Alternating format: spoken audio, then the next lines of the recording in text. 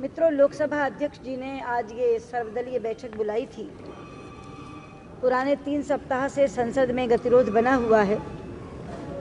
लोकसभा पहले दिन ज़रूर चली थी, लेकिन उसके बाद से कार्यवाही बाधित चली आ रही है क्योंकि हम जेपीसी की मांग कर रहे थे। पहले 2 मीटिंगें बुलाई थी, सर्वदलीय मीटिंग दोनों नेताओं के और दोनों सदनों के नेताओं की।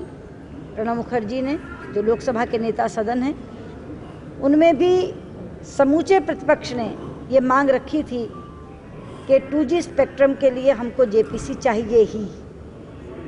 इसकी जांच पीएसी या अन्य कोई संस्था उतने प्रभावी ढंग से नहीं कर सकती जिस प्रभावी ढंग से जेपीसी इसकी जांच कर सकती है।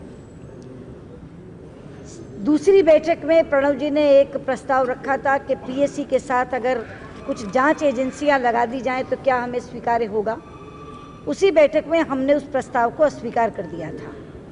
उसके बाद उन्होंने फ़ोन पर हमसे बात की, जिसको उन्होंने आज सबके सामने रखा कि यदि सुप्रीम कोर्ट सीबीआई की इंक्वायरी को मॉनिटर कर ले तो क्या हमें स्वीकार होगा। तो पहले तो हमें यही समझ में नहीं आता कि जो बात सुप्रीम कोर्ट के दायरे में है उसको प्रस्ताव के रूप में सरकार कैसे रख सकती है। सुप्रीम कोर्ट क्या करेगा क्या नहीं करेगा इसका एहसास सरकार को कैसे है।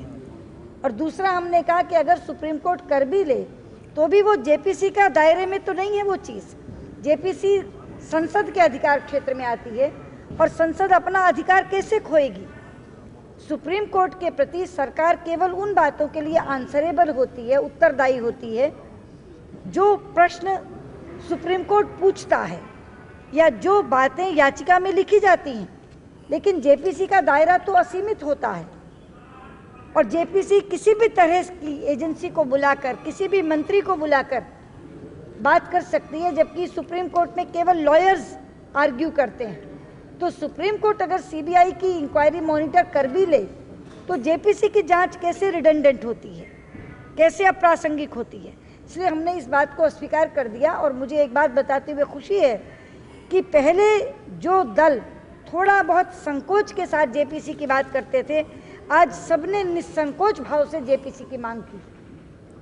तो प्रतिपक्षी एकता इस पर और ज़्यादा दृढ़ होती जा रही है। सारे के सारे प्रतिपक्षी दलों ने एक स्वर से कहा हमें जेपीसी चाहिए, और अगर जेपीसी सरकार नहीं देती तो संसद की कार्यवाही नहीं चल पाएगी।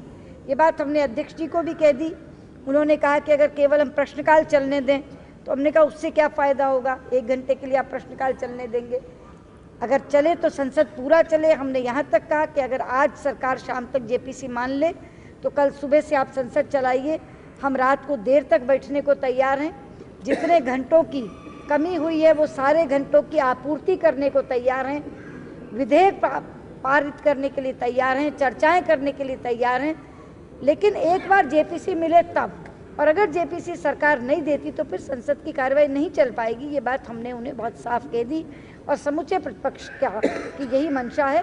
एनडीए के तो नेता मेरे साथ खड़े ही हैं, लेकिन बाकी भी प्रतिपक्षी दलों की तरफ से यही बात कही गई कि जेपीसी की मांग पर हम अड़े हैं और सरकार जेपीसी दे तो सदन कल से चल सकता है।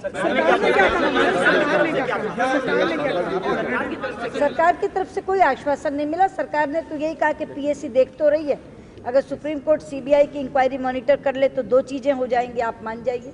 उन्होंने अपनी ओर से जेपीसी को अस्वीकार किया। In so many words Pranab Das said that the demand of JPC is unacceptable to the government.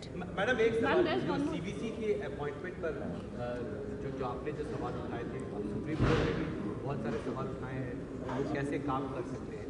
अब इन हाइंडसाइट जो बातें आपने उस वक्त उठाई थी, ऐसा लगता है कि अब उस पर ये सरकार से प्रश्न पूछिए। मैंने तो ये बात पहले ही कह दी थी। ये बात आप सरकार से पूछिए कि आप ऐसे सीबीसी को कब तक रखेंगे या क्या करेंगे, ये आप प्रश्न उनसे पूछिए। मुझे तो जो बात कहनी थी मैंने अपनी कमेटी में कह दी थी।